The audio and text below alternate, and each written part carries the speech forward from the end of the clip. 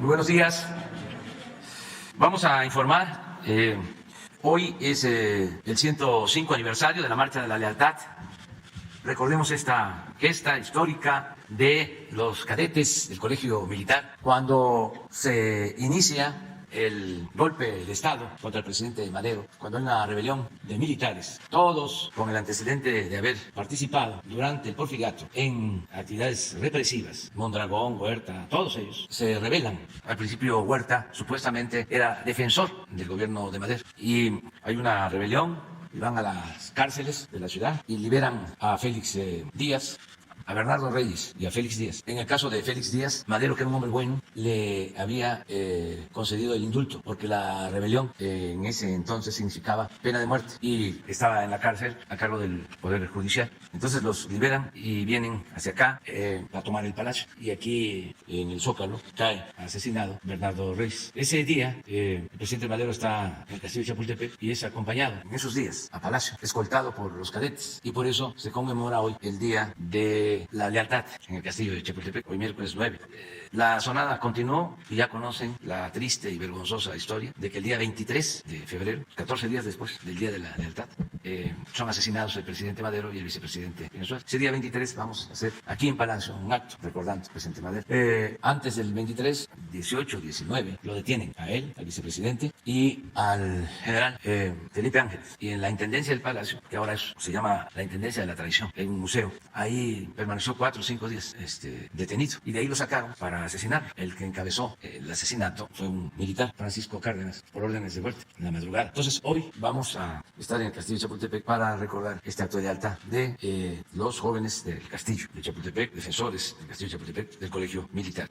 Vamos también, como todos los miércoles, vamos a dar a conocer el quién es quién en las mentiras. Elizabeth va a dar a conocer algunas mentiras de tantas y le he pedido al director de Pemex que aclare bien lo de esta empresa estadounidense que recibe contratos de Pemex y por la cual se hizo todo el escándalo de José Ramón, mi hijo, y su esposa, toda una calumnia, todo un escándalo sin fundamento, una campaña de desprestigio, claro, no en contra de José Ramón. Lamentablemente los hijos de uno tienen que pagar por lo que hacen sus padres y como mi trabajo es enfrentar a la mafia del poder y llevar a cabo junto con muchos otros mexicanos un proceso de transformación, pues no es en contra de él de manera directa, aunque los dañen, es en contra mía. Es Claudio X González porque pues eran los dueños, pues se sentían los dueños de México, con periodistas deshonestos como Carmen Aristegui, periodistas no solo deshonestos, sino corruptos y mercenarios, capaces de inventar cualquier situación, como Lorel de Mola, la señora que está con Claudio X González, que pertenece al grupo de Aguilar Camín, María Amparo Casal. Entonces,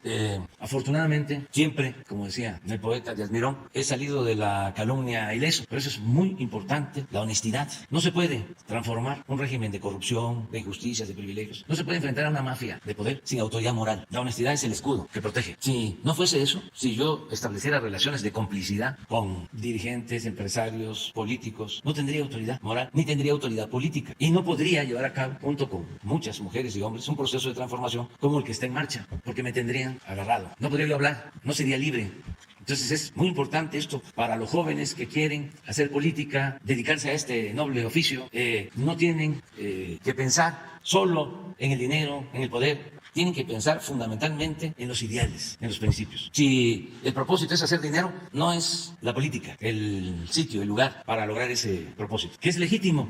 Pero la buena política, no la politiquería, demanda de honestidad. No se puede ser transformador si se es corrupto. Esto es un apostolado. Requiere de austeridad, de actuar con humildad. El poder es humildad. Y entender que el poder solo tiene sentido y se convierte en virtud cuando se pone al servicio de los demás. Lo otro es parafernalia, es fantochería. El tener cargos para vivir en residencias, en casas de lujo, en tener ranchos, departamentos en el extranjero, extravagancias, carros, último modelo. Todo eso lo pueden hacer empresarios. No todo el que tiene es malvado, pero un servidor público no. Este es otro oficio. Requiere de ética. La política es un imperativo ético. Entonces le pedí a Octavio que explicara quién es esta empresa que yo ni sabía de ella. No conozco a ninguno de sus directivos, pero no solo de esa empresa, de todas las empresas. Conozco a los empresarios de México. Esas son empresas pues del mundo del petróleo y no conozco a ningún directivo. Por lo general no recibo a quienes buscan contratos con Pemex o con otras empresas del Estado mexicano. Entonces montaron todo esto. Y de una vez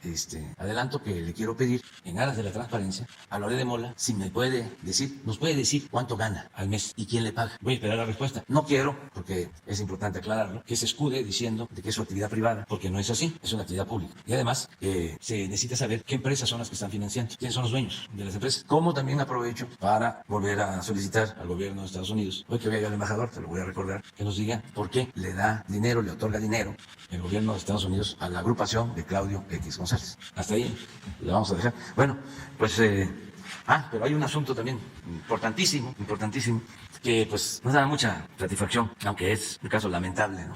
No se puede devolverle la vida, ¿no?, a una persona, pero estamos obligados a que haya justicia en el país y que no se permita la impunidad. Entonces queremos informarles de que ya se detuvieron a las personas que presuntamente asesinaron a la periodista que hace unos días, Lourdes Maldonado, que perdió la vida en Tijuana, que la asesinaron en Tijuana. Entonces ya se avanzó en esclarecer este crimen. Fue un trabajo conjunto del gobierno federal, participó un equipo especial del gobierno federal de todas las organizaciones y fue determinante la participación del gobierno del estado de Baja California. Entonces también se les va a informar sobre eso y vamos a estar informando sobre otros casos. La diferencia ahora con relación a gobiernos anteriores es de que no se permite la impunidad y que si se comete un crimen, se investiga y se castiga a los responsables. Cero impunidad y cero corrupción, porque no somos iguales a quienes han malgobernado el país. Entonces vamos con Ana Elizabeth, si les parece, García Vilchis, luego Octavio y luego Rosa Isela, que nos acompaña aquí, la secretaria de Seguridad Pública. Y con Ricardo. Señor presidente, con su permiso, compañeras, compañeros, buenos días. Vamos a presentar dos notas. Falso que aumentarán impuestos a jubilaciones y pensiones. El 27 de enero pasado, los sitios digitales La Silla Rota y Expansión difundieron información falsa acerca de que el gobierno federal comenzaría a cobrar el impuesto sobre la renta a los pensionados y jubilados. Esta información es falsa. De acuerdo con el artículo 93 del Código Fiscal de la Federación, cabe mencionar que este artículo se aprobó en administraciones pasadas. La mayoría de los pensionados no pagan el impuesto sobre la renta. Solo los pensionados que ganen más de 15 salarios mínimos, más de 400,000 pesos anuales. Estos deben presentar su declaración anual y pagar ISR. También si tienen otra actividad económica. El 1 de febrero se echó a andar una campaña en redes con esta mentira. Con este tipo de notas falsas y campañas de desinformación, se busca generar descontento entre la población que también ha sido beneficiada por los programas de bienestar que impulsa este gobierno. Cuando se recurre a la mentira es porque no se tienen argumentos. Aquí vemos en la pantalla el desmentido del SAT. Dice claramente, cito, a las personas contribuyentes cuyos ingresos por jubilaciones o pensiones no excedan de 43,000 pesos al mes, el SAT les informa que se encuentran exentas de pago de ISR. El gobierno de México no ha propuesto ningún incremento de impuestos al respecto. Siguiente, por favor.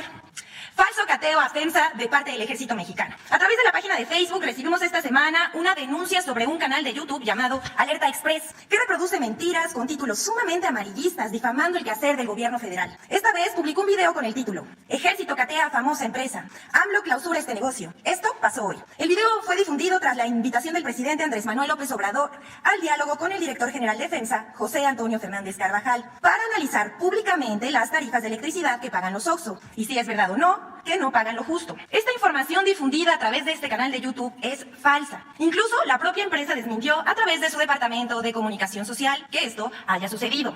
Sin embargo, no es la única noticia falsa que se ha difundido a través de esta cuenta. Cada día manda mensajes con mentiras sobre el presidente López Obrador y lo que se expone en las conferencias de prensa matutinas. Ahí vemos el canal de YouTube. Bueno, siguiente, por favor. En el tema de la casa de Houston, Texas, donde vivió el hijo del presidente López Obrador, no existe conflicto de interés, como sí lo hubo en el asunto de la Casa Blanca y Enrique Peña Nieto. El reportaje de Mexicanos contra la Corrupción y Latinos carece de rigor periodístico, recurre a fuentes de internet y no hay comprobación de nada más allá del sensacionalismo y la mala fe.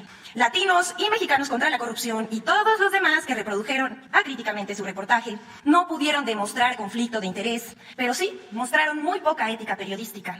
En esta sección queremos exponer la cobertura que se hizo en medios de comunicación, en portadas de periódicos, notas periodísticas, columnas, videocolumnas, cápsulas y reproducción masiva en redes sociales como Facebook, Twitter, Reels de Instagram y videos cortos en TikTok de la casa de José Ramón y Caroline en Houston. En las siguientes gráficas mostraremos la cobertura que le dieron a este reportaje medios impresos en radio y televisión, realizada por la empresa Intélite. Las notas negativas son muchas, aunque predominan aquellas neutras que solo hablaron del tema, sin comentarios negativos. Pero haciendo un trabajo para golpear sin mucho fondo, podemos considerarlas como negativas. Aquí vemos en la pantalla la primera gráfica de los medios impresos con menciones por tendencia. Por tendencia es la casa de Houston. Por ejemplo, tenemos 12 notas del Financiero, 11 de Reforma, 11 de Ovaciones, 10 de La Jornada, 10 del Universal.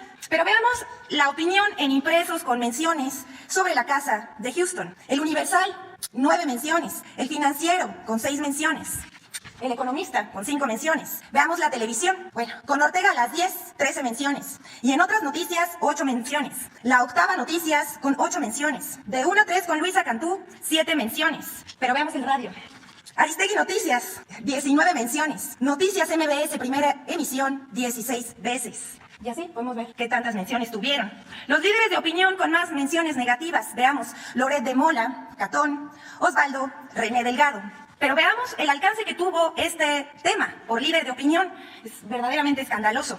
Carlos Loret de Mola tuvo 74.975 de alcance.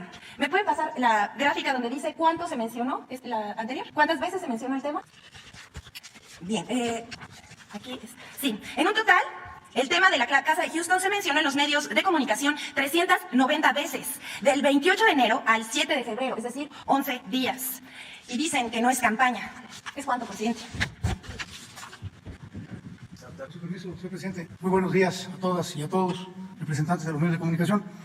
En relación con la denuncia interpuesta por Latinos, la Asociación Civil Mexicanos contra la Corrupción y la Impunidad, y con la columna publicada en el diario Reforma el pasado 5 de febrero, firmada por la reportera Penilei Ramírez, en la que intentan demostrar un supuesto caso de corrupción derivado de la renta de una propiedad entre la esposa del señor José Ramón López Beltrán y un ex ejecutivo de la empresa Baker Hughes, queremos hacer las siguientes precisiones. Primero, en Petróleos Mexicanos prestan sus servicios alrededor de 4.500 empresas entre grandes, medianas y pequeñas. Dos, la empresa Baker Hughes se encuentra ubicada en el 5º lugar dentro de las 25 empresas que más le facturan a Pemex, como se puede observar en el siguiente cuadro. Son las 25 empresas, es la que más factura, es Schlumberger. En 5º lugar se encuentra Baker Hughes, en esta gráfica en forma de pirámide invertida. Tercero, bueno, antes de eso, la mayoría de estas compañías prestan servicios a Pemex desde hace más de 5 décadas. Tercero, estas empresas facturan el 50% de toda la inversión de un año en Pemex Exploración y Producción, como se observa en la siguiente lámina. En esta lámina podemos observar a estas 25 empresas y los pagos que han recibido desde el año 2014 hasta el 2022 y los porcentajes con relación a la inversión en Pemex Exploración y Producción, que en total suma el 50.2%. En esta misma imagen también se puede observar cómo los montos facturados a estas empresas en general se han incrementado en los últimos años. Aquí se puede observar estos incrementos. Esto se explica porque en esta administración Petróleos Mexicanos no ha dejado de invertir, incluso en los años complicados. Cabe resaltar que estos incrementos en la facturación en las empresas se debe al aumento en la actividad de exploración y producción y que se pueden corroborar con los resultados logrados en las reservas y en la producción en estos últimos 3 años. Aquí vemos en la siguiente gráfica, por favor. Esta es la gráfica de la producción. Este es el último mes de la administración pasada, donde se produjeron 1.702.000 barriles.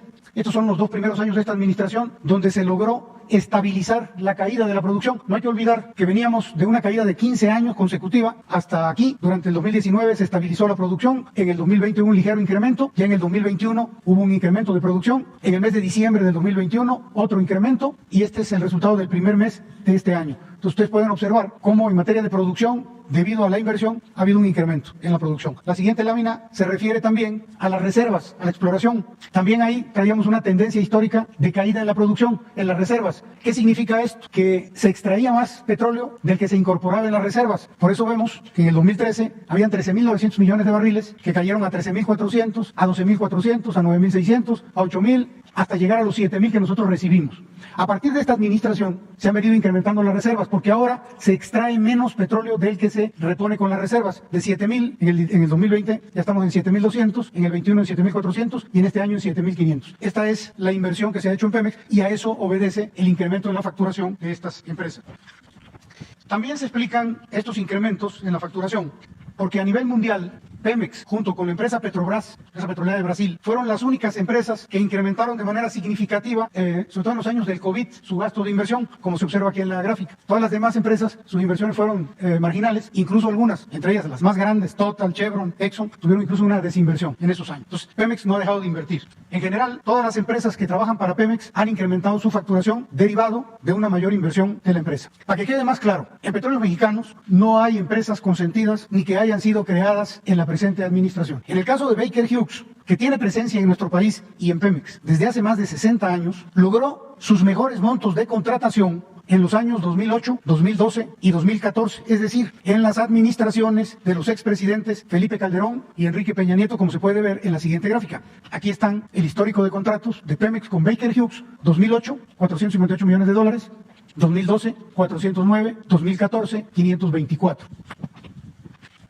La Asociación Civil Mexicanos contra la Corrupción y la Impunidad miente cuando afirma que en agosto de 2019 se le otorgó a la empresa Baker una asignación directa por 89 millones de dólares. Lo cierto es que se trató de una licitación pública en donde participaron 6 empresas, de las cuales 2 presentaron una oferta para proveer dichos bienes. En este caso se trataba de bombas electrocentrífugas. Como se puede observar en la siguiente lámina, en la carátula del fallo de la licitación, la empresa Baker Hughes ganó al ofertar un menor precio, 42% por debajo del precio de referencia, y por ende ofrecer las mejores condiciones económicas para Pemex. En primer lugar lo sacó, de las 2 empresas, de las 6 quedaron 2. En primer lugar lo sacó Baker Hughes con un porcentaje de descuento propuesto del 42%. En segundo lugar quedó la empresa Schlumberger con un porcentaje de descuento propuesto de 8%. Por eso ganó Baker, no se trató de una asignación, como dice esta asociación civil.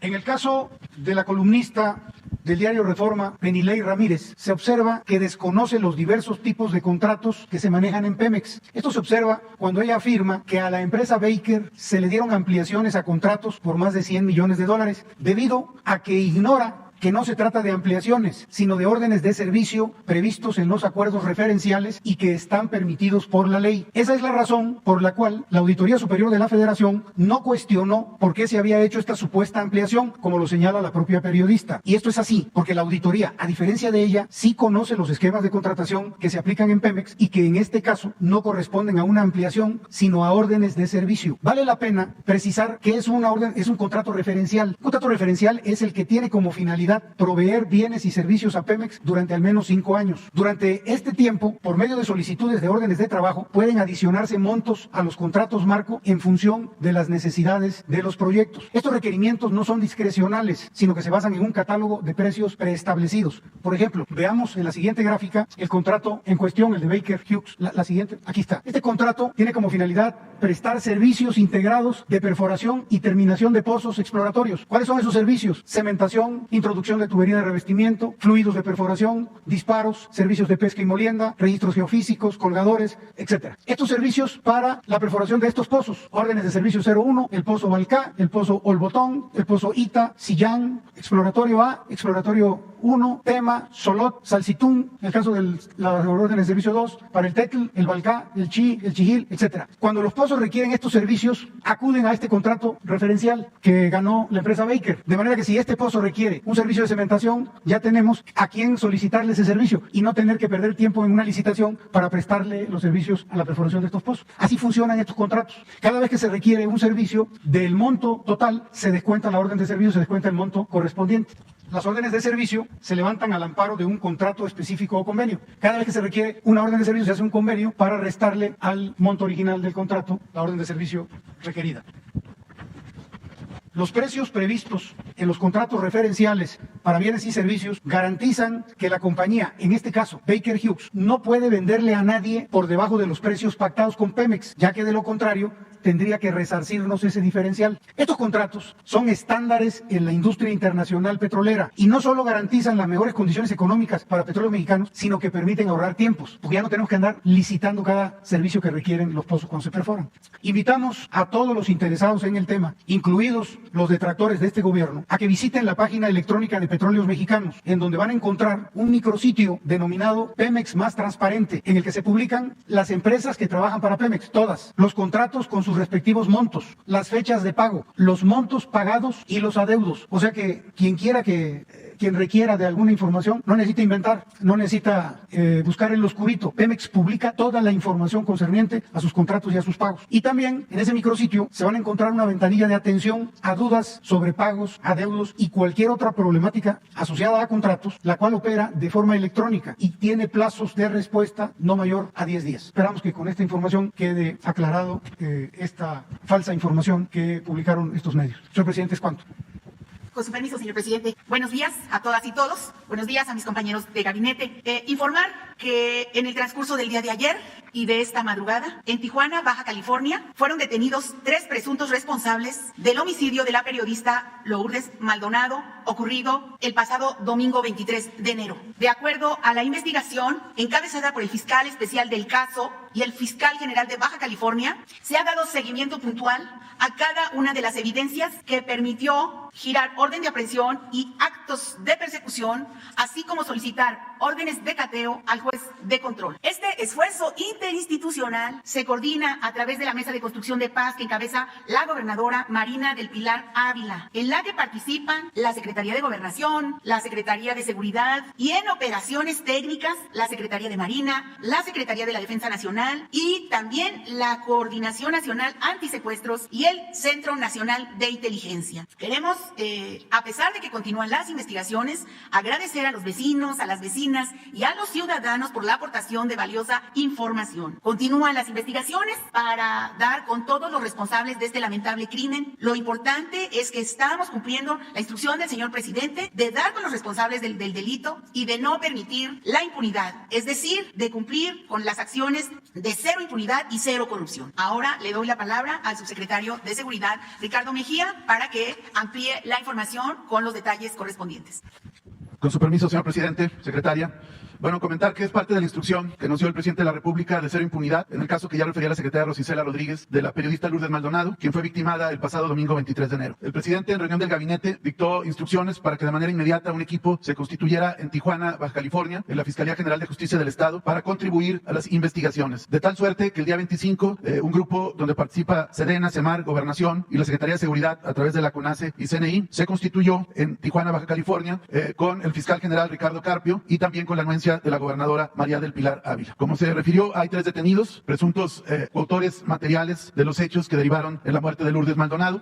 Decirles que en todo momento ha habido un trabajo de coordinación, Federación-Estado, un trabajo sin treguas, de inteligencia, de investigación, para determinar el modus operandi, las circunstancias de modo, tiempo y lugar, la movilidad de los sujetos perpetradores, lo que derivó en mandamientos judiciales de investigación, como cateos y órdenes de aprehensión. Vamos a comentar en este momento, respetando siempre la secrecía y el debido proceso, pero con la posibilidad de ubicar cómo fueron los hechos, evidentemente cuidando nombres y detalles sensibles. Pero bueno, aquí, como decía, nos constituimos en Villas de Santa Fe, que es donde vivía Lourdes Maldonado. Ella vivía en Villa Los Pinos, en la privada Chalco. Estuvimos en el lugar, que es este domicilio donde ella vivía. Ella fue asesinada por un solo disparo de arma de fuego calibre 45 que le atravesó el rostro y fue mortal. Hubo el reporte al alertamiento al 911, se constituyó la policía, la fiscalía, se levantaron evidencias y finalmente se empezaron los actos de investigación. investigación, un grupo donde por instrucción del presidente y de la secretaria estuvo su servidor y equipo de la Federación junto con el fiscal, nos constituimos en el lugar, pudimos revisar perimetralmente calles, lugares y junto con los peritos de la fiscalía poder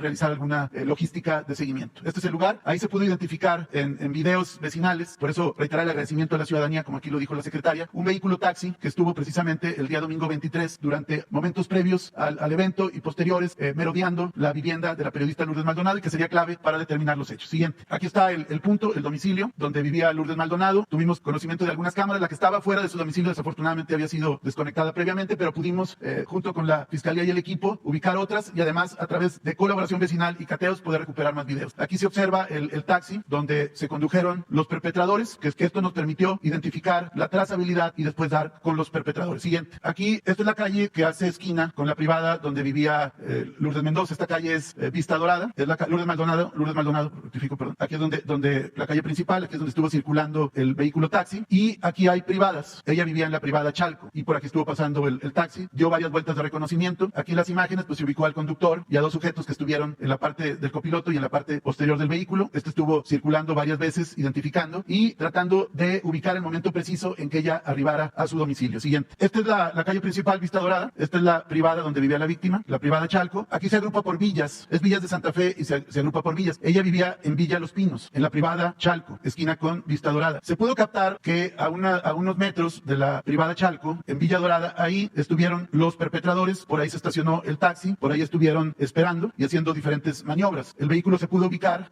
dar trazabilidad, por eso es muy importante lo que el presidente nos ha instruido de inteligencia, seguimiento, para poder dar con los victimarios. Siguiente. Aquí precisamente a unos metros de la vivienda de Lourdes Maldonado, se pudo ubicar ya a los que finalmente serían los presuntos autores materiales del homicidio, donde estuvieron caminando tres sujetos que se desplazaban. ¿Podemos poner la anterior, por favor? Se desplazaban de esta ubicación rumbo al domicilio de la víctima y el taxi aquí estaba estacionado. Ahora sí, la siguiente. Se pudo identificar a los autores materiales que estuvieron ahí momentos previos a los hechos. Siguiente. Aquí se les ve caminando. Aquí pasaron ya precisamente por donde está la vivienda de Lourdes Maldonado, donde finalmente pudieron voltear y dialogan entre ellos, ya oscureciendo la tarde, entrando ya la tarde-noche en Tijuana, en Villas de Santa Fe. Aquí vuelve a pasar otra vez, aquí uno de los sujetos en la parte trasera, en el taxi, también desplazándose para ubicar el momento preciso en que llegara Lourdes Maldonado. Siguiente. Ya en la noche, ya a las 19:50, que fue el momento en que se estima que fue el homicidio, finalmente el taxi retorna de la ubicación, se estaciona en la bocacalle de la privada Chalco, donde vivía Lourdes Maldonado, y espera al perpetrador, que espera que ingrese en su vehículo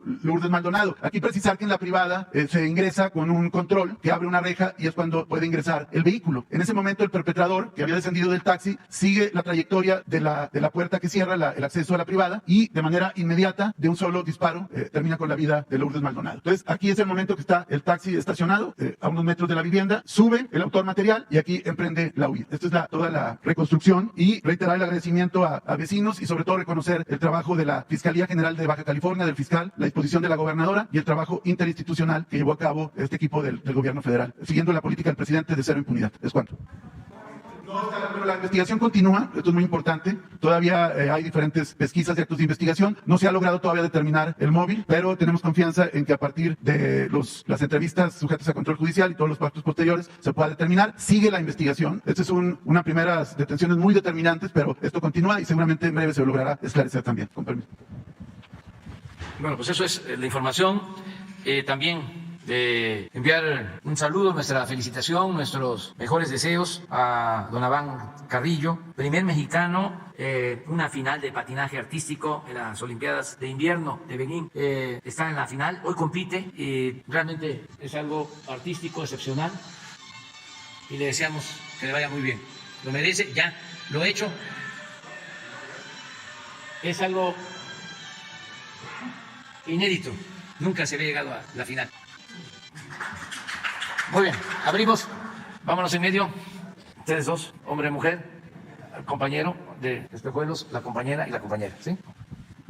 ¿Qué tal, señor presidente? Carlos Guzmán de Noticias. No me levanto por la cuestión de las cámaras, que usted ya sabe. Pues por principio de cuentas, tomando el tema de Lourdes Maldonado, si nos pueden hablar las personas de seguridad, qué avance hay en los demás casos de los periodistas y también respecto al tema del patinador. Pues recordar que la jefa de gobierno, Claudia Sheinbaum, fue la que lo invitó a un evento de la pista de hielo hace un par de años. Incluso es un personaje que pues es muy pequeño, muy chico, pero que la jefa de gobierno en ese momento le vio el talento que tenía este muchacho. Sería el primer tema en el tema de seguridad, por favor. Bueno, sobre lo primero, que tiene que ver con con todos estos lamentables asesinatos. Comentar que estamos trabajando, no se echan al olvido, estamos actuando en todos los casos. Hay dos ventajas que tenemos, entre otras. La primera es de que somos libres, no tenemos relaciones de complicidad con nadie. Eso es algo excepcional, de las cosas buenas de la democracia. Quien llega a un cargo porque lo apoya un grupo de interés creado, quien llega a ser presidente municipal porque lo impusieron los de una banda de delincuentes, pues ese va a estar al servicio de la banda de delincuentes. Lo mismo en los gobiernos estatales y lo mismo en la presidencia de la República. Se convierten en peleles, en títeres, las autoridades. Entonces nosotros tenemos esa ventaja de que nos eligió el pueblo, además con muchos votos, como nunca había sucedido. Entonces eso nos da mucha fuerza, no debemos favores y tenemos la convicción de que haya justicia. Entonces, por eso todos estos casos que se dan lamentablemente por la descomposición que existe en lo económico, en lo social, en lo político, por la decadencia que se originó con el modelo neoliberal, con el modelo de saqueo, donde lo material era lo que rifaba, el triunfar a toda costa, sin escrúpulos morales de ninguna índole. Toda esta descomposición que estamos viviendo, pues solo se puede enfrentar si se actúa evitando corrupción y evitando impunidad. Esa es una ventaja que tenemos. La otra, pues es que estamos trabajando todos los días. A ver, ya lo pregunté en una ocasión, ¿cuándo un presidente de México había encabezado diariamente una reunión de seguridad con todo el gabinete, de 6 a 7 de la mañana? Nunca. Nosotros tenemos el reporte de lo sucedido en todo el país en las últimas 24 horas. Y no crean que es muy agradable levantarse temprano y lo primero que ve uno, las primeras imágenes, tienen que ver con violencia. Pero es nuestra responsabilidad. Y ahí estamos todos, juntos. No solo no se reunían, no actuaban de manera coordinada. La Secretaría de la Defensa hacía su tarea. Marina, lo mismo. Gobernación, igual. Seguridad Pública, la Procuraduría. Ahora actuamos de manera coordinada, pero no solo en la Ciudad de México. Hay mesas de justicia y de coordinación para garantizar la paz en todo el país. Lo que nosotros hacemos aquí se replica en todos los estados, en Baja California, en Yucatán, en Tabasco, en cualquier estado. Y asisten los gobernadores, y asiste el jefe de la zona militar o de la zona naval, y asisten el secretario de Seguridad Pública y los representantes del gobierno federal. Y en esa mesa se toman decisiones. Y cuando se requiere, hay refuerzo. Entonces, en todos los casos, que esta es tu pregunta, estamos avanzando. Quisimos ahora dar a conocer ya estos avances, porque va a empezar ya a salir, porque intervienen ya jueces en el proceso y no queremos distorsiones, queremos nosotros informar con cuidado y llegar al fondo. Ya hay detenidos, pero como aquí se preguntó, hay que ver el móvil, autores materiales, autores intelectuales, todo lo que tiene que ver con esta investigación, pero así lo estamos haciendo en otras. Y estamos dedicando todos los días 20 a informar. Este 20, además de este caso que se tiene que adicionar información, se van a dar a conocer sobre otros crímenes a periodistas y a otros ciudadanos, y vamos a estar informando constantemente. Ahora es cada mes, pero estamos analizando la posibilidad también de hacerlo cada 15 días. El informe de seguridad, adelantarlo, no hacerlo cada mes, sino hacer 2 por mes, que se informe sobre esto. Y rápidamente, tema de seguridad también. El día de ayer se da la incursión ya del ejército mexicano, toma la posesión de Aguililla, de lo que es Tepalcatepec, que es un bastión que está en pelea con Cártel Jalisco Nueva Generación. Eso, y el tema también de Tamaulipas. Ayer por la tarde nos enterábamos de que las Fuerzas Armadas Federales tomaban el control de la seguridad en el caso de Ciudad Victoria y en el caso de Nuevo Laredo. Si nos puede comentar algo de eso. Y rapidísimamente, para dejar el micrófono a la compañera que tengo aquí atrás, el tema del DIF. Fue un caso muy sonado en Ciudad de México, este tema de los chicos que supuestamente amarran, y este tema no es ajeno. En el caso de Monterrey hubo otro caso muy similar, caso de Tijuana, de una pequeñita que pues prácticamente pues se tuvo que suicidar, al igual que el caso que le comentaba hace algunos ayeres en el caso de Puebla. Preguntarle, ya se tiene a Nurik, que usted la conoce como nueva encargada del DIF a nivel nacional. Preguntarle si se contempla, al igual que en el caso de salud, usted es una persona que tiene mucha experiencia en esto, ha estado en el Nacional Indigenista, sabía usted que el DIF seguramente cómo se manejaba a nivel federal, después se descentralizó.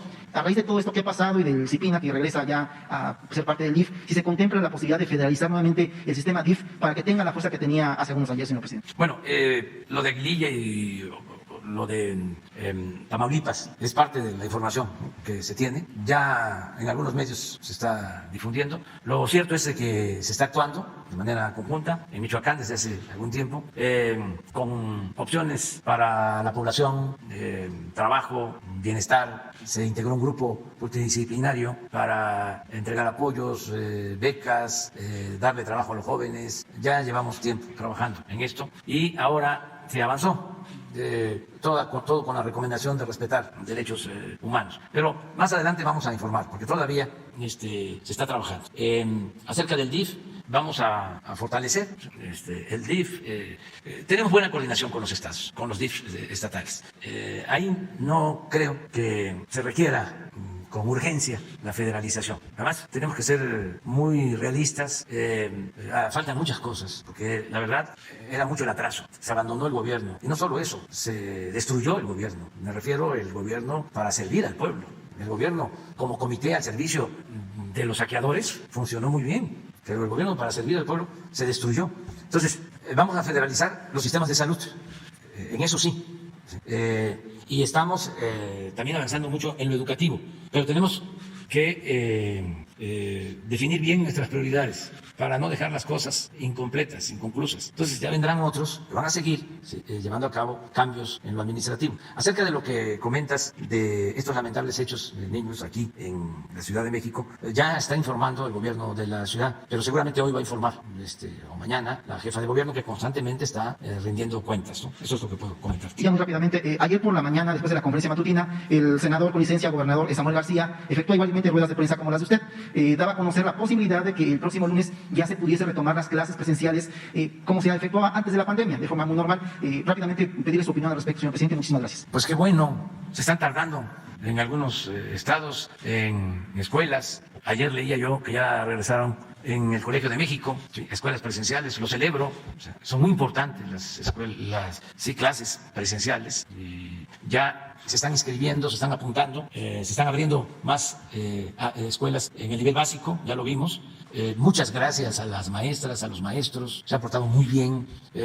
Pudieron agarrarse a la excusa de que se corrían muchos riesgos y no, se les vacunó y ahí están, maestras y maestros, que están trabajando como siempre, de manera ejemplar. Por eso a mí me molestaba muchísimo cuando se ofendía la dignidad, cuando se agraviaba a maestras y maestros, cuando querían imponer la mal llamada reforma educativa, que eran flojos, que eran incumplidos. Recordaba yo a mis maestras, a mis maestros de primaria, y a mis maestras y a mis maestros por los que aprendí, incluso por los que llegué aquí. Imagínense la maestra que me dio sexto grado, maestra Guadalupe Antonio, ya falleció hace muchísimo tiempo, una maestra, y sus hijas, también maestras, toda una tradición. Mi maestro Lara Laguna me dio civismo, él me abrió los horizontes, era dirigente, era maestro de la Escuela Secundaria Federal en Villahermosa, en Tabasco, y había estado de dirigente de un movimiento social y había participado en movimientos sociales, y me tocó verlo en el 68, estaba en segundo de secundaria, con suero, una huelga de hambre. Siendo maestro, al mismo tiempo estudiaba Derecho para el movimiento del 68. ¿Y cómo era? Y sigue siendo, que vive maestro todavía. Muy inteligente. A él le tocaba la redacción de los manifiestos y sigue escribiendo todavía. Y era que en la escuela, en vez de seguir el libro de texto que se llamaba El Buen Ciudadano, en primero de secundaria tenía una pasta verde, segundo blanco y en tercero rojo, la bandera, el libro. Pero nos contaba cosas. Imagínense, yo estaba llegando de Tepetitán, de mi pueblo, porque no había secundaria, y empiezo a escuchar a mi maestro decir que participaba en las manifestaciones cuando vino el presidente Kennedy, y hubieron manifestaciones, era presidente Adolfo López Mateos, que la consigna era Jacqueline sí, Kennedy no. Para mí ese entonces, ¿qué es esto? Y luego verlo, y va a la cárcel. ¿Y cuántos maestros más? En la universidad, en la Facultad de Ciencias Políticas, ahora que triunfa el movimiento de izquierda en Chile, pues, ¿cuántos maestros, no? Tuvimos de Chile, ¿no? Y de Uruguay, cuando los golpes de Estado en América del Sur, de otros países, y de México, el papá del presidente del INE, un hombre extraordinario, Leonardo Córdoba. La política de masas es un libro que lo recomiendo, del cardenismo, el poder político en México, y muchos otros maestros. Ahora que hablamos de los periodistas, había un maestro que acabo de preguntar por él, que fui a Querétaro, pues el día 5, el maestro González Yacra, nos daba prensa y propaganda en la Facultad de Ciencias Políticas. Ahí aprendí lo que es el rumor, lo que es el contrarrumor, lo que es la propaganda, el medio, el mensaje, el mercado, cuál es la diferencia entre publicidad y propaganda. Pues los maestros, lo mucho o lo poco que sabemos, se los debemos a ellos. Y estos tecnócratas irresponsables los maltrataron para imponer la llamada política económica neoliberal, y en especial la llamada reforma educativa, cuyo propósito era poner la educación al mercado, privatizar la educación, convertir la educación en una mercancía para que pudiese estudiar el que tuviese dinero para pagar colegiaturas. Ese era el plan. Desde Salinas, que reformaron el artículo 3, siendo secretario de Educación Zedillo, porque la educación era un derecho establecido en la Constitución y lo limitaron solo a la educación básica y dejaron en el mercado la educación media superior y la educación superior. Pues un pensamiento conservador. Pues por eso tenemos diferencias y las vamos a seguir teniendo. Entonces, los maestros ahora, las maestras, no hay paros. Claro, llegó la pandemia, se tuvo que cerrar la educación presencial, detener la educación presencial. Pero antes de la pandemia, ni un día dejaron las maestras, los maestros de asistir. Y ahora que se están reanudando las clases presenciales, la mayoría participando. Y hubieron intentos de grupos conservadores para que no se reiniciaran las clases, con lo mismo, ¿no? Lo que hacía Claudio X González, que decía que le preocupaban los niños, ¿no? Le preocupaban los niños y que por eso quería la reforma educativa y por eso el maltrato a los maestros, que él fue de los promotores de esa reforma, de la campaña de desprestigio. Bueno, hicieron hasta una película, Claudio X González con Loré de Mola. Sería hasta bueno que se viera la película para que vean desde cuándo tenemos diferencias con esta gente. ¿Cómo? De panzazo. Porque supuestamente, para justificar la privatización, empezaron a hablar de la educación de excelencia, educación de calidad. Claro que queremos educación de calidad, pero también queremos que todos tengan acceso a la educación. Nos interesa la calidad y nos interesa la cobertura. Y lo que hicieron fue rechazar a muchísimos jóvenes que querían ingresar a las universidades públicas con la mentira de que no pasaban el examen de admisión, que esa fue la excusa, el pretexto. Fue toda una campaña.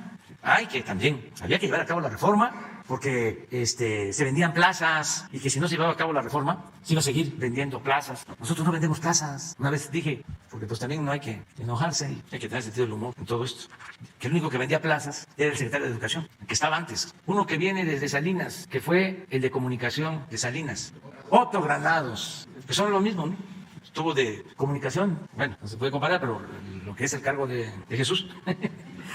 Pero con Salinas, sí fue eso, ¿verdad? Sí. Y luego con Peña, nada menos que secretario de Educación, pues del grupo de Aguilar Camín y Krause y todo. Pero antes había estado de gobernador en Aguascalientes y él vendió la Plaza de Toros de Aguascalientes, que era pública. Entonces yo lo que dije que el único que vendía plazas era el secretario de Educación. Nosotros no vendemos plazas, pero vamos a continuar con la federalización, lo que tú estás comentando. Los médicos lo mismo, el compromiso es que no se quede ningún médico sin trabajo, ninguna enfermera, porque los necesitamos. Esa política privatizadora lo que ocasionó es que no se tienen actualmente los médicos que se requieren, ni los especialistas. Y ahora que estamos levantando el sistema de salud pública y queremos que no falten los médicos en los centros de salud, en las unidades médicas rurales, en los hospitales, los especialistas, las medicinas, y que la salud sea también un derecho, no un privilegio, sea gratuita, la atención médica, los estudios, todos los medicamentos, pues requerimos de todos los médicos, y vamos a cumplir el compromiso de no despedir a ningún médico. Los que ayudaron, que se contrataron para enfrentar la pandemia, todos se quedan, y vamos a seguir aumentando el número de médicos que tengan acceso a becas para especializarse en México o en el extranjero. Es el compromiso que tenemos. Gracias, presidente. Buenos días, Shaila Rosagel, corresponsal del Grupo Gili, el imparcial de Sonora, la Crónica Mexicali y frontera de Tijuana. Presidente, preguntarle, ahora que va a la gira a Sonora, en Sonora se han registrado homicidios en Guaymas, el asesinato de 2 policías y un exdiputado local, así como enfrentamientos armados en San Luis Río Colorado, y también se han encontrado restos óseos. Preguntarle qué información tiene sobre el tema de seguridad en el Estado y qué se va a hacer ahora que vaya a esta reunión allá a Sonora, si se va a reforzar la estrategia, va a haber cambios en materia de la estrategia de seguridad, y preguntarle también sobre los eventos que va a haber en Sonora, si van a ser públicos, si van a ser privados, pues de lo de Yécora, lo de con los series, los estadios, la inauguración de las escuelas de béisbol, todo esto. ¿Qué eventos van a ser públicos y cuáles privados? Bueno, la reunión de seguridad va a ser en Hermosillo y vamos a informar sobre seguridad en Hermosillo. el viernes, y es como lo hacemos aquí, pero el tema va a ser seguridad para Sonora. Y esto que estás dando a conocer sobre asesinatos que han habido, vamos a informar de avances en investigación, y también detenciones que han habido, cómo hemos estado actuando. Se va a informar ampliamente. Esto en Hermosillo el viernes, y luego nos vamos en efecto a Yécora. No sabemos todavía si se puede hacer abierto o van a ser actos cerrados, todavía estamos viendo eso. Ya les vamos a informar, sobre todo por lo de la veda electoral, pero sí vamos a estar en Yécora, nos vamos a reunir con autoridades, eso sí. Se va a hacer una revisión de todas las acciones que está llevando el gobierno en la sierra, en los límites de Sonora con Chihuahua, todos esos municipios. Vamos a hacerlo con municipios de Sonora, pero seguramente van a asistir también autoridades de municipios de la sierra de Chihuahua. Ese día regresamos a Hermosillo, al día siguiente, pues es lo de la inauguración de la escuela de béisbol, la rehabilitación del estadio de Hermosillo. Vamos a informar también sobre el manejo, la administración de ese estadio hacia adelante, y luego nos vamos con los seres.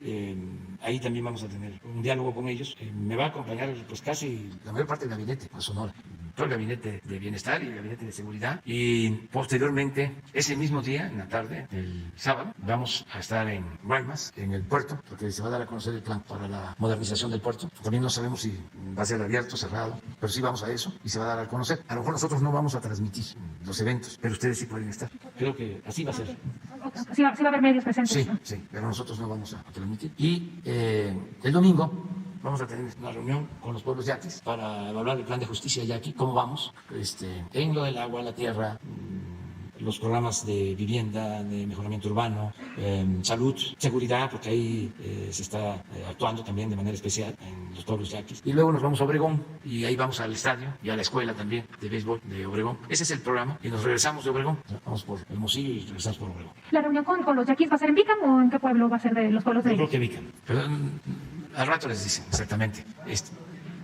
Si es posible, los de la sierra, los cercanos a Yécora, aprovechando de que vamos para allá, pues, queremos hablar con ellos. Todo lo que es bienestar, cómo van los programas de bienestar y escucharlos, dialogar con ellos. Porque además ya tiene tiempo que no voy para allá. Ese camino lo he recorrido como 10 veces, de Hermosillo pasando por Yécora hasta Chihuahua. Me he quedado a dormir en Madera.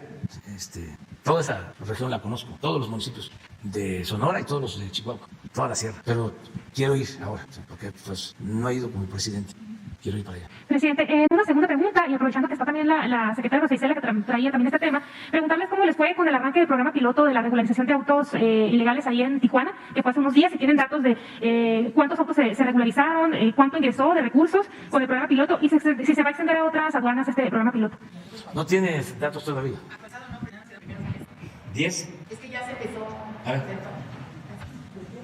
Sí, muchas gracias. Efectivamente, fue un éxito el arranque. No tengo aquí los datos actualizados, pero hay muchos de habitantes de Tijuana que están acudiendo ya a regularizar sus vehículos usados de procedencia extranjera. En el transcurso del día les estaría dando los números en qué vamos exactamente, pero es un éxito el programa, esta buena acción que se tomó de la regularización de estos vehículos para trabajadores y pues gente necesitada de un vehículo de procedencia extranjera. Y fue, pues ya lo estamos viendo, muy buena idea del señor presidente de esta buena acción para la población. Entonces, si usted me permite y así lo instruye, en el día de hoy le doy todos los antecedentes, a ver si ya podemos tener no solamente un número, sino los modelos, algo más de información que le sirva a usted, con mucho gusto. Pero ya está caminando, ya está avanzando. El centro de conexión que va a ser, donde iba a participar la Secretaría de Economía, las condiciones y también en un abuso de la cultura de todo el país. Ya está publicado el decreto, ya está publicado el acuerdo con todas las dependencias y los gobiernos del estado. Hay unos como el gobierno de Baja California, el municipio de Tijuana, que ya arrancó. Hay otros que están lentos, todavía estamos, digamos, en la parte precisamente con la Secretaría de Hacienda, pero va caminando, ya va caminando. Lo más difícil era arrancar, ya los demás van a seguir en estos días. Y les damos copia del decreto con mucho gusto en el día de hoy. ¿Y tú? A ver, hasta si llegamos, ¿no? Porque dicen ahí en mi pueblo que no hay que traspasarse. ¿Quién? Entonces, presidente. Adelante. Buen día. Dos preguntas rápidamente. La primera es, en Sonora el tema de Cananea continúa siendo desde hace años, usted lo sabe muy bien, un tema que resulta irresoluble a la fecha. Es decir, se han tomado medidas, usted ha emprendido un programa en esa región para, digamos, tratar de resolver o resolver de fondo la problemática que se genera con la presencia de una empresa muy importante como es Grupo México y que ha ocurrido en los últimos 15 años, una división entre sectores de mineros. Quisiera que por favor nos diera una opinión al respecto de cómo se va a resolver un tema tan sensible para esa región y para el país, porque bueno, la minería es una actividad muy importante para el país. Yo espero que se va a terminar de conciliar a todos en Cananea. Ya empezamos con un plan de justicia para Cananea. Ya, por ejemplo, están cobrando los trabajadores que no fueron pensionados, ya están recibiendo sus apoyos por parte del Seguro Social, y esto fue un acuerdo entre el gobierno y la empresa. Hubieron aportaciones. Zoé Robledo puede informar sobre esto. Era una demanda pendiente, más que nada una injusticia.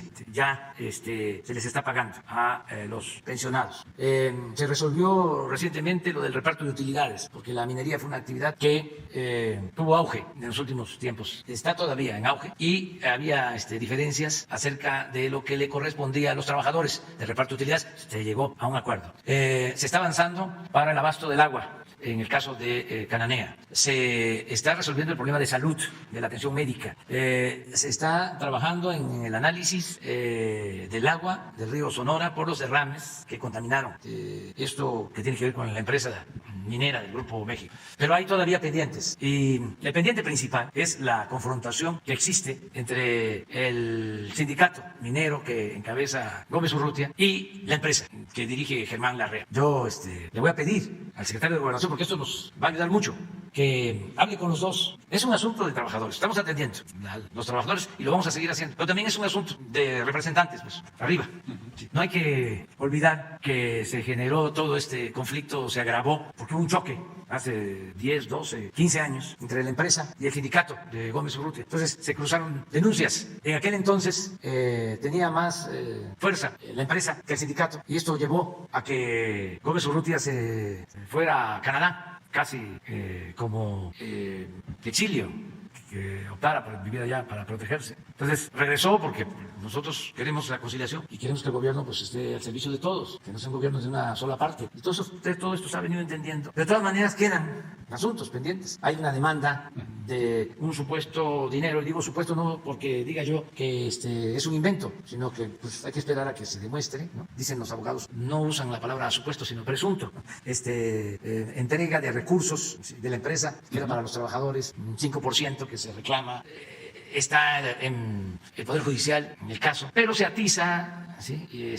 Y no se logra la reconciliación porque no ha habido diálogo, y ojalá y el secretario de Gobernación, Adán, hable con el senador Napoleón, le voy a pedir eso, y con Germán Larrea, y que ya cuando hable con los dos y se busquen opciones, alternativas, que con voluntad de llegar a un acuerdo, todo en beneficio de los trabajadores, en beneficio de la gente de Cananea, y también de que haya paz, tranquilidad, armonía, progreso, justicia. Que los invite a desayunar, unos tamales de chipilín, unos chanchamitos, chocolate, y si es Rocío, ese chocolate que se creó para que, no, según Carmen Aristegui, no, fue que el Sembrando Vida, se sembraba cacao para que la empresa que fabrica chocolate Rocío tuviese materia prima, pues. Pero es muy bueno el chocolate. Presidente, ahora que hay frío, chocolate con pan. Presidente, usted ha sido muy claro en estos últimos días acerca de su propuesta de reforma eléctrica en términos de soberanía y de independencia del país. Sin embargo, hemos visto diversas manifestaciones, posturas, una de ellas la del embajador Ken Salazar la semana pasada, en la que reconocía que tendría que cambiarse la norma y la ley pues para adaptarse a la realidad, como usted ayer lo comentaba en su conferencia. Sin embargo, ayer en La Paz, ahora el embajador da una vuelta a esta postura y dice que la iniciativa que usted propuso al Congreso pues promueve la energía sucia. Usted tiene una reunión al ratito con John Kerry, nos ha efectivamente manifestado su postura, pero quisiera que usted la reitera. ¿Qué es lo que usted reitera respecto a esta postura de Ken Salazar? Gracias. Yo tengo muy buena relación con el embajador y con el gobierno de Estados Unidos, y ellos saben bien cuál es nuestra postura, y se les ha informado que un grupo de personas utilizaron la bandera de las energías limpias para hacer negocios sucios y se los permitieron los gobiernos anteriores, pero ahora ya no se puede hacer eso, ya no se permite robar en México, a robar a otra parte. Entonces saben muy bien el gobierno de Estados Unidos, que no se permite la corrupción, los abusos y que no actuamos de manera arbitraria, que lo que estamos haciendo en lo que corresponde a la industria eléctrica es buscar reparar un daño que se le causó a la nación, al pueblo de México. Y hay complicidad de empresas con autoridades, porque esto no se pudo haber hecho sin el contubernio de empresas y autoridades. El recibir energía más barata que una corporación, ya sea comercial o industrial, reciba energía más barata porque supuestamente la produce, cuando no es cierto, que sea autoabasto, pues es un fraude. Y no puede ser justo que paguen por esa maniobra tramposa menos por la luz que lo que pagan las familias mexicanas. Entonces eso en Estados Unidos, en Europa, en China, en Rusia, en cualquier lugar, pues es un fraude. Y nosotros no protegemos la corrupción. Eso ya lo saben y lo entienden. Lo que pasa es que pues son intereses, los defraudadores, son bandas de delincuentes, solo que de cuello blanco, que no pierden ni su respetabilidad, pero son reverendos ladrones y tienen muchas influencias, manejan periódicos, pero no periódicos de poco tirajes, no, tienen influencia en el New York Times, en Wall Street Journal, y salen notas en defensa de estos actos de corrupción. ¿Cuándo han visto ustedes en el New York Times, en el Wall Street Journal, o en Washington Post, donde escribe ahora Loé de Mola? ¿Cuándo han visto la gráfica? Ponla, sobre energías sucias. Esta, a ver, algún llamado respetuoso a que la pongan, si no en primera plana, que la pongan en el New York Times, en el Wall Street Journal. Así está. Miren, producen más energía sucia. Y aquí falta China, para ser justos, está arriba, pero de Estados Unidos a México hay una diferencia de más de 10 veces. Sin embargo, pues nos estamos entendiendo, hay una muy buena relación. Claro, hay intereses, de repente, dos senadores, hay un senador de origen cubano que tiene mucha influencia en Florida, que ese constantemente, ¿no?, defiende estos intereses, ¿no?, de quienes nos ven como si fuésemos colonia, y siempre están en contra. Bueno, declaró ayer, antier, pero son 2 o 3, y aunque sean 100, si no tienen la razón, no, y México es libre y es soberano, pero aquí están pruebas, hechos, y todo porque hacen lo que llaman lobby, los que se dedican a los negocios jugosos al amparo del poder, y antes eran como dueños de México. Es el caso de las empresas españolas, que ahora no es buena la relación, y a mí me gustaría que hasta nos tardáramos en que se normalizara para hacer una pausa, que yo creo que nos va a convenir a los mexicanos y a los españoles, desde luego al pueblo de México y al pueblo de España, hacer una pausa en las relaciones, porque era un contubernio arriba, una promiscuidad económica, política, en la cúpula de los gobiernos de México y de España, pero como 3 sexenios seguidos, y México llevaba la peor parte, nos saqueaban. Entonces vale más darnos un tiempo, una pausa, a lo mejor ya cuando cambie el gobierno ya se restablecen las relaciones, y yo desearía, ya cuando ya no esté yo aquí, de que no fuesen igual como eran antes. Aquí está Octavio, el director de TUM. Platícales cómo nos iba con las empresas españolas. A ver, sí, un ejemplo, a ver cómo nos fue con Repsol, que iban a sacar más gas de la cuenca de Burgos. O platícale de los astilleros, o de cualquier otro negocio, de una vez. Acuérdate de uno, así que lo puedes contar en breve. Bueno, en el caso de los astilleros, por ejemplo, de Vigo, fue un negocio. Vigo, España. Nosotros hablamos para el pueblo. Sí. O sea, suben, no bajan. Fue un astillero en España, en Vigo, en España, que estaban prácticamente en bancarrota, estaban cerrados. Y en alguna visita que hicieron las autoridades mexicanas, decidieron rescatar esos astilleros que estaban cerrados, estaban quebrados, y para ello compraron el 51% de las acciones de esos astilleros. Se le invirtió dinero mexicano de parte de Pemex, pero no alcanzaba para echar adelante la actividad de los astilleros.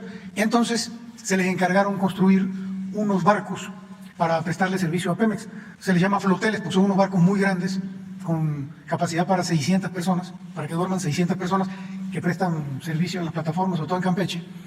Y se encargaron estos floteles, se construyeron.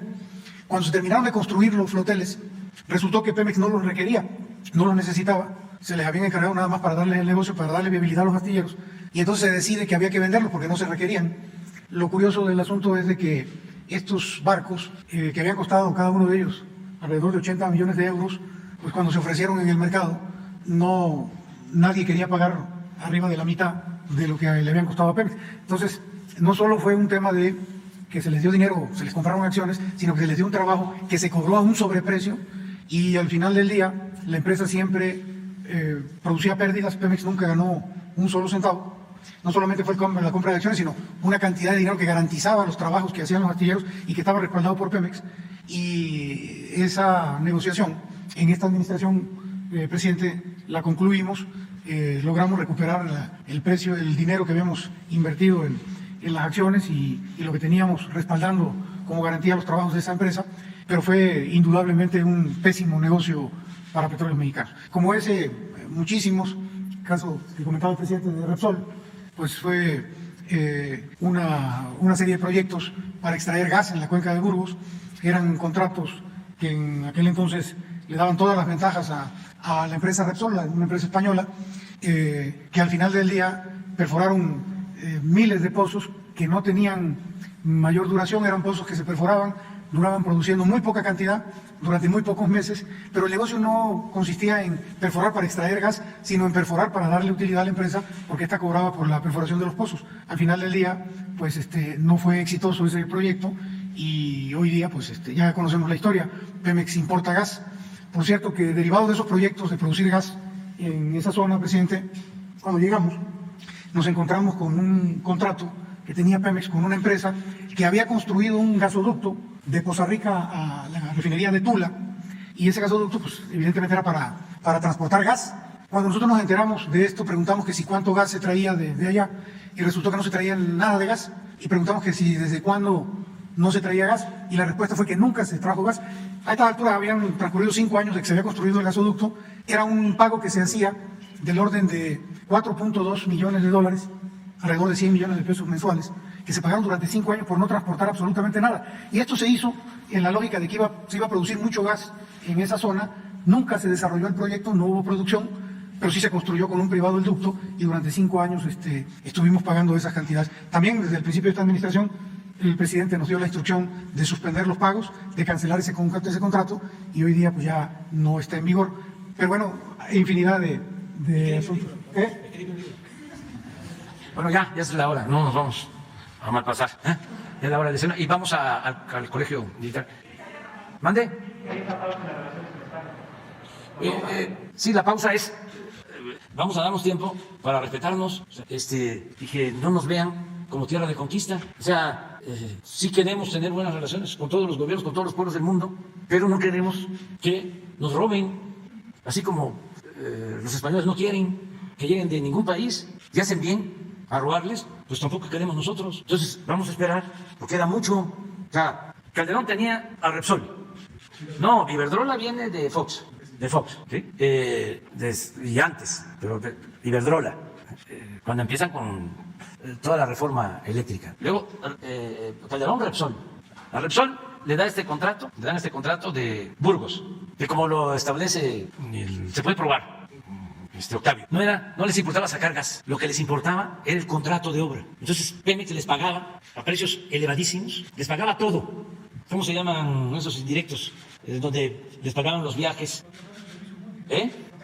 sí, residencias, todo pagado completo. Al final se llegó a extraer menos gas que el que extraía Pemex cuando no había entregado el contrato a Repsol. ¿No es así? Bueno, sí, pero en el caso de Burgos, el contrato supuestamente era para extraer más gas y no. Llegó el momento, cancelaron el contrato, se llevaron todo. Luego, un contrato con Repsol de $26 mil millones para traer gas a Manzanillo del Perú. No licitaron.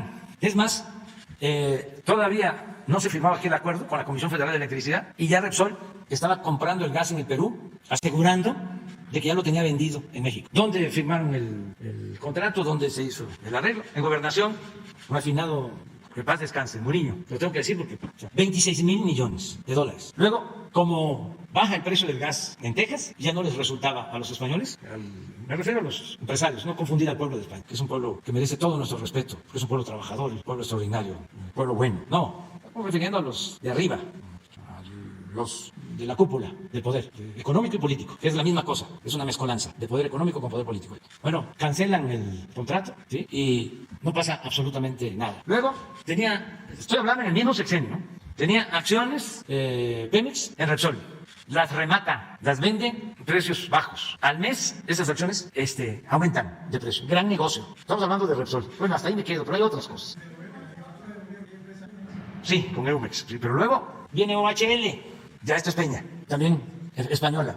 Todos los contratos para OHL. Y hacían hasta licitaciones, ¿no? Aquí les puedo hablar de 2 contratos que me constan. Uno, el segundo piso de aquí de Satélite, presentó proyecto una empresa de Slim contra OHL. Era mejor la propuesta de la empresa de Slim, pero como se califica en puntos, le ganó a OHL porque era el mejor proyecto arquitectónico. Era el que armonizaba más con el paisaje urbano. Ese es uno. Y el otro, una autopista, creo que de Tlacomulco. Igual, la propuesta de Slim, más barata, y en los puntos se pillan a la empresa de Slim con el señalamiento de que no tenía solvencia económica. La empresa de Slim no garantizaba solvencia económica. O sea, todo eso, pues irregular completamente, y no quiero hablar de los bancos, porque es otro capítulo. Entonces, como que necesitamos un respiro, no hay que enojarse. No, para nada, es nada más irnos despacio. Ya lo dije, una pausa, nos conviene una pausa, un tiempo, porque eso que sucedió, ¿sí? No, eso no se puede hacer. Imagínense los internacionalistas, los diplomáticos, si de por sí me cuestionan porque soy de Tepeitán, ¿sí? Aldeano, no implica un comentario. Pues ya no puedo hacer ningún comentario entonces. Ya es una plática aquí, una conversación, o sea, ¿para qué? La gente tenga todos los elementos. Yo lo tengo que platicar, o sea, se tiene que socializar, que se conozca todo esto, porque hay que garantizar el derecho del pueblo a la información, y además, porque aunque se ha avanzado muchísimo, todavía los medios de información tienen vetados, son temas vedados. No se dan a conocer, no hay reportajes sobre esto, no es lo de, ¿cómo se llama? La asociación de Claudio X González, todos a favor de la corrupción. Nada más, imagínense la investigación de la relación entre Claudio y Iberdrola. Es un buen tema, no hay, y eran socios, tenía Claudio acciones en la industria eléctrica, pero fue asesor económico de Salinas, el papá. Entonces por eso les da coraje y tratan de calumniarnos pensando que con eso van ellos a combatirnos o van a proyectar la imagen de que todos son iguales. No, si nosotros venimos luchando contra la corrupción. Esto que les estoy planteando de Iberdrola y de Repsol, lo tengo escrito en los libros, lo he denunciado desde hace años. He presentado denuncias formales por lo que yo consideraba era un saqueo a México por la mafia del poder. A mí no me pueden decir, ¿y por qué no lo dijo usted en su momento? ¿Cuántas veces luchamos? Bueno, movilizamos al pueblo para que no se llevaran a cabo estas atrocidades. No es que ahora, de repente, ¿no?, nos dio por hacer estos cuestionamientos. Siempre, además, en campaña lo dijimos y la gente votó porque eso se terminara. Ahora que me están preguntando sobre la relación con España, pues, ahí están las denuncias hechas y no se trata pues de pelearnos y de ser muy claros.